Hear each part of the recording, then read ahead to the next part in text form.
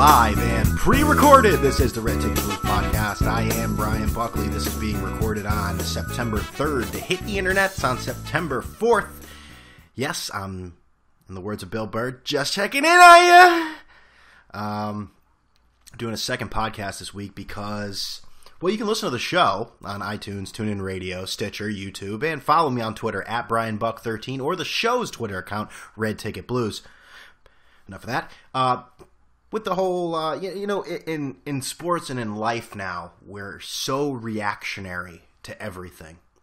We have to have everything thrown in our face. We have to get all the information as soon as possible, and we get quite bored of it very quickly. It's almost, with this whole deflate nonsense over with now, I feel like there's a press conference of the world, and you, the audience, you're at the podium, and you want to know this person from that person, this person, that person. Adam Schefter and Jay Glazer and everyone else, they're in the front row saying, listen, this is the information we have you. And I'm like way in the back here, like, hello? Hi? How are you? Way in the back. Maybe not last row, but we're sitting back there. We're in the cheap seats, nosebleeds. So I figure I'll come at you real quick and give you my thoughts. And all I can say to begin is our national crisis is over. What a long spaceship it's been. That's right. The deflating of football nonsense has finally ended on September 3rd. It began on January 20th after the Colts Patriots AFC Championship game, and the talk of deflated footballs was abound all over. And after the NFL ruled that Tom Brady would be suspended for 4 games, he said no. He and the players' union said, no, we will not listen to this. We will not hear what you have to say. Well, they heard what they had to say, but they didn't like the answer. So they went to federal court. And today it was released by the Honorable Judge Berman that the 4-game suspension is thrown out to be nullified by the NFL. Now, there are times in life when people say smart things. There are times in life when people don't say very intelligent things. A wise man once said, Tom Brady will get no games suspended. And that wise man is me. That's my Vince McMahon voice. That just copied a tweet I did earlier. Yes, I may have flip-flopped a little bit, but you know what? I stuck with it and said I'm going down with the ship. I predicted he would get no games. No games whatsoever. And I'll tell you why, because the Wells report was flimsy. But in the end, it really didn't come down to the Wells report. It did come down to the Wells report itself, but it didn't come down to inflations of football. It had to do with the rough housing, the brutalistic, the bullying of the NFL. To say that Tom Brady was generally aware, possibly. Now, if you ask most people, Tom Brady inflated the footballs, or he knew about it, or he told those ball boys to do the deed. Okay? But that report showed nothing. And there is part of me that says, ugh, this is terrible. A guy like Tom Brady has had everything in his life given, I take that back. He has enjoyed the fruitfulness of life. Okay? He has a supermodel wife. He has 4 Super Bowls. He is a star. He's good looking. He is still, at his age, at the top, maybe not the top of his game, but one of the top quarterbacks in the league. And for him to walk through this entire process with the smugness and arrogance that only Tom Brady can provide, and to come out on top, it's a bad, bad, bad thing for the rest of the common men in this world.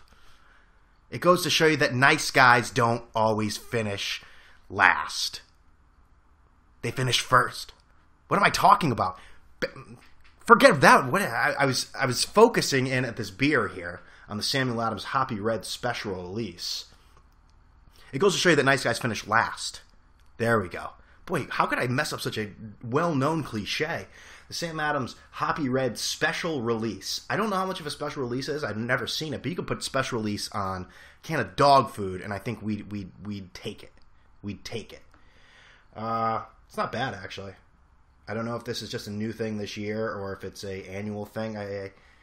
I think with the emergence of microbrews and craft beer, Sam Adams it still looked as a good beer, but it's not what it used to be, I think, in many people's eyes. So what that has to do with the DeflateGate nonsense? Well, Sam Adams is in Boston, and Boston is in New England, where the Patriots play. So I think you can see where I'm going with this. The other point that comes up in this is that, once again, Commissioner Roger Goodell looks like the fool. He looks like the guy who went too far and lost. It's now Ray Rice. It's Adrian Peterson. It's Greg Hardy. All of those original decisions by the NFL that went to a court. Well, the Greg Hardy thing didn't actually go to a court, but it went to an appeals process. All of them were knocked down or thrown out. And let's not forget the Bounty Gate as well. All of those suspensions nullified. So Roger Goodell, once again, is looking like the fool. And you hear some people say, I don't even care if Tom Brady got off. It makes Roger Goodell look stupid. Well, it does. It makes that man it makes the man who earns $44 million a year look very stupid. And this is how you're going to repay him. This is how you're going to push your hatred toward him, your glee that you are indulging in with his stupidity. This is how you're going to express it to him. You're going to watch every goddamn fucking football game this year. He's really going to feel your wrath. And I know some of you don't like hearing that. Some of you don't want to hear it. I said, Brian, can we just enjoy this? Goodell looks like a jerk. Goodell doesn't care. He's brought this game from one of the 4 major sports in this country to the major sport. He is the most powerful man in United States sports. And you know what? With Tom Brady making him look like a fool, guess what? Those games that Tom Brady is in, those Patriot games that are usually primetime anyways, their viewership's going to rise. And that game against the Colts in week 5, or is it week 6? I think because they have a bye in 5. Imagine the ratings bonanza for that.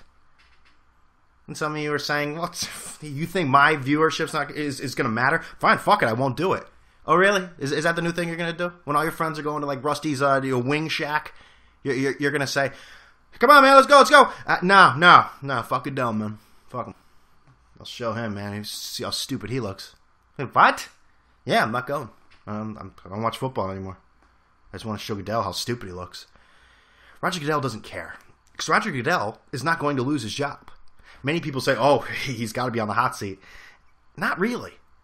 Because you think about it. If he had said, Tom, we're not going to suspend you, then he'd be on the hot seat. Tom, we're looking the other way. No, he went to federal court. He lost. He was in the best interest of the owners, I'm sure. They were tired of seeing the Patriots and Tom Brady make a mockery of the rules and circumnavigate the system. I think Roger Goodell is going to be just fine. Besides, he has a contract in 2019, and if they wanted to fire him, they'd have to buy him out for about $190 million, I believe. I don't see that happening. Maybe some people in that inner circle will be replaced.